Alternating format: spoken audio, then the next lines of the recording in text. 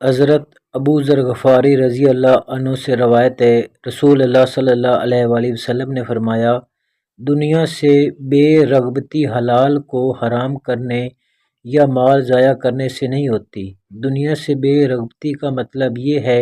کہ تجھے اپنے پاس موجود چیز پر اللہ کے پاس موجود چیزوں سے زیادہ اعتماد نہ ہو،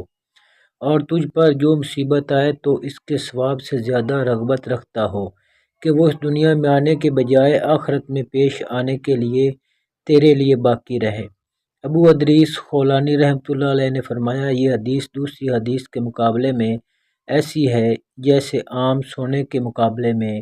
خالص 22 کرات کے معیار کا سونا۔ سنن ابن ماجہ حدیث۔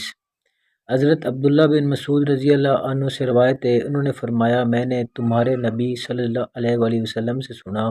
آپ فرما رہے تھے، جو شخص سارے تفرقات کو جمع کر کے ایک ہی فکر یعنی آخرت کی فکر میں ڈھال لے، اللہ اس کو دنیاوی تفرقات سے بے نیاز کر دیتا ہے، اور جسے دنیا کے معاملات کے تفرقات مختلف گھاٹیوں میں سے